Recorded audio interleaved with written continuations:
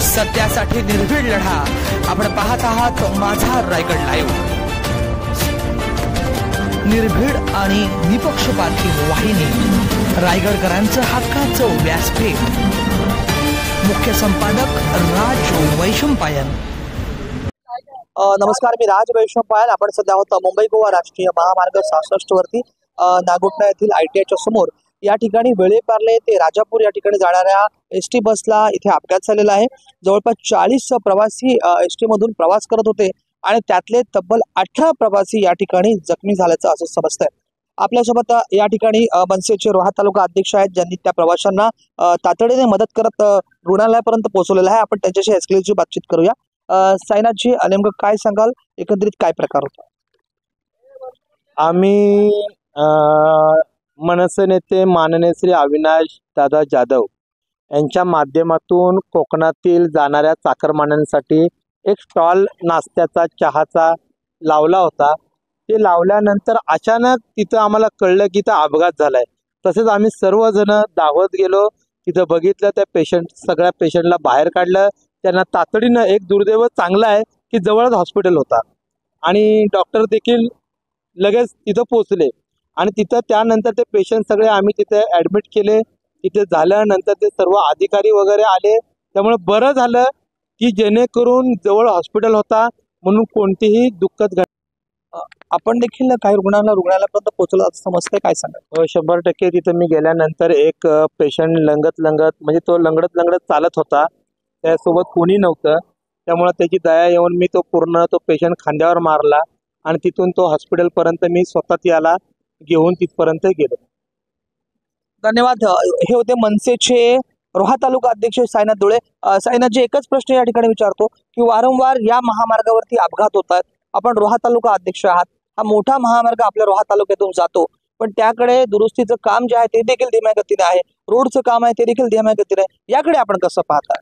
तुम्ही जर बघत असाल तर मागं एक आमचे पोलीस अधिकाऱ्यांना देखील एका गाडीने उडवलं, त्याही गाडीचा हे झालं। तिथला आणि इथला प्रकरण दोन्ही जर तुम्ही बघायला गेलात की NH 66 जे नॅशनल हायवे त्यांचीही चूक दिसते, कारण की हे रुंदीकरण नाहीये, शॉर्ट रस्ता असल्यामुळे हे अपघात झालेले आहेत। 2 गाड्या फास्ट येत असतात, ज्याला त्याला लवकर पोहोचायचं असतं, ती गाडी क्रॉस न होता ते रुंद नसल्यामुळे त्यांचा अपघात झालेला आहे। म्हणजे ह्याकडे महामार्ग प्राधिकरण दुर्लक्ष करतं। 100% आम्ही वारंवार त्यासाठी पत्रव्यवहार केलेत, आम्ही वारंवार त्या गोष्टीचा पाठपुरावा देखील करतोय, पण NHचे एवढे अधिकारी, त्यांना जेवढे गेंड्याच्या कातडीचे आहेत, ते कधी आमचे फोन उचलत नाही, कधी आमच्याशी बोलत नाही। आम्ही वारंवार त्यांना पत्रव्यवहार करतो, पण कुठलीही दखल घेत नाही आणि या गोष्टीची आम्हाला खरं तर सवय झाली।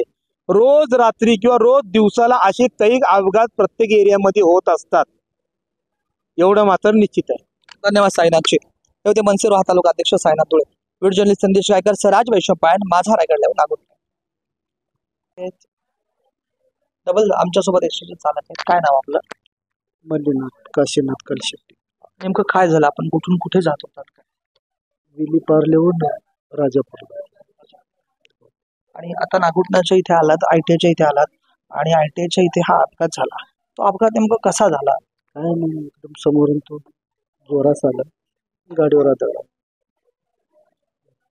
तिथे आपल्या गाडीतले काही प्रवासी म्हणतात तुम्ही ओव्हरटेक करण्याच्या प्रयत्नात होतात, कुठल्या गाडीला वाचवायच्या प्रयत्नात होतात की काय? नेमकं ते मागून पहिल्या एका गाडीवाल्यानं आम्हाला दाबलं होतं, आम्ही तिच्या मागे चाललो होतो। एकदम दाब असताना हा स्पीडमध्ये आदळला। हा जो समोरचा चालक आला स्पीडमध्ये, हा ओव्हरटेक करण्याच्या प्रयत्नात आला होता का? आमने सामने चाला म्हणजे तो रॉंग साईडने येत होता? समोरून येत होता एकदम, मी बी असं जातो, रस्ता तिथं आहे ना, समोरून आला, मी बी असं समोरून जातो। अच्छा, म्हणजे शॉर्ट रस्त्याचा तुम्हाला अंदाज आला नाही का? नाही, तसं काही नाही, एकदम समोरून आला तो। मी तेच म्हणतो, तो तुमच्या दिशेने तो आला ना, असं म्हणतात, म्हणजे तो रॉंग साईडने आला समोर। हो, बरोबर आहे। हे होते STचे चालक। काय आपल्या STचं नाव? राजापूर काय? विलीपार्ले राजापूर। नमस्कार, मी राज वैशंपायन। सध्या आपण आहोत मुंबई गोवा राष्ट्रीय महामार्ग 66 वरती नागोठणा ITIच्या समोर। या ठिकाणी 2 STचा अपघात झालेला आहे। मला सोबत डिस्ट्रिक्ट कंट्रोलर जे आहे ते घोडेसाहेब आहेत। सर, काय सांगाल, नेमका अपघात कसा झाला? अपघात इथं दोन्हीकडनं रस्ता कंजेस्टेड असल्यामुळे तो झालेला आहे. एकंदरीत जर आपण पाहिलं तर त्यामध्ये जे जखमी प्रवासी आहेत त्यांना काय मदत मिळणार आहे आणि गणपतीला आपण ज्या गाड्या सोडलेल्या आहेत त्यामध्ये याद्या आहेत का? काही कंडक्टरांकडे किंवा वाहकांकडे याद्या आपल्याला दिसत नाहीयेत, त्याकडे आपण कसं पाहणार? नाही, याद्या आहेत सगळीकडं, त्याशिवाय गाडी तिथून सुटत नाही. आणि जे जखमी आहेत त्यांना आपण तात्कालिक मदत देऊन त्यांना रिलीफ गाडी देण्याची म्हणजे पर्याय व्यवस्था करत आहोत. बरेचसे वाहक आहेत हे दारू पिऊन गाड्या चालवत असं काही ठिकाणी निष्पन्न झालेलं आहे, त्याकडे आपण कसं पाहणार? नाही, तसं अजून तरी हे झालेलं नाही, आमच्या निदर्शनात आलेलं.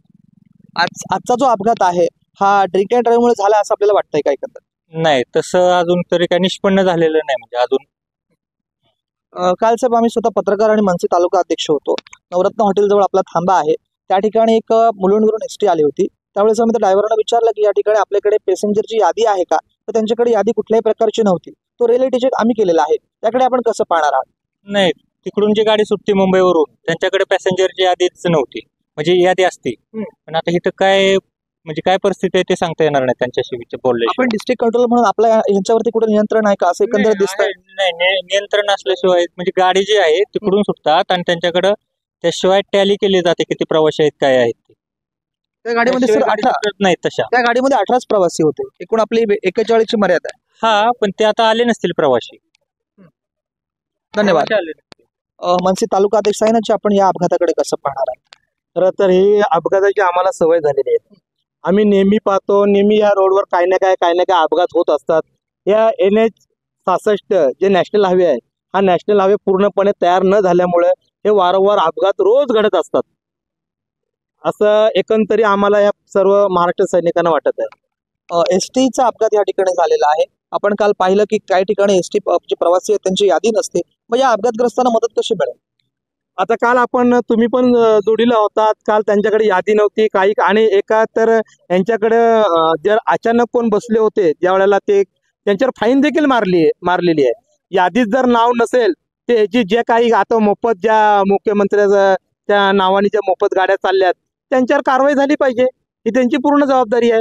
कारण ह्या फ्री बसेस आहे बोले पूर्ण जबाबदारी त्या लोकांची आहे. त्यांनी ज्या पक्षांनी ज्या बसेस फ्री सोडल्यात त्यांची पूर्ण जबाबदारी आहे. आणि ह्या यादीमध्ये जर नाव नसेल आणि एखाद्या जर का कुठल्या पेशंटला मार लागून जर त्याला मदत मिळालेली नाही तर मनसे पुन्हा एकदा रस्त्यावर उतरणार. आजच्या अपघाताकडे आपण कसं पाहता? खूप गंभीर झालेला आहे आणि हे 100% हे किती जरी अधिकारी नाही म्हणाले ते ड्रिंक करूनच अपघात झालेला आहे.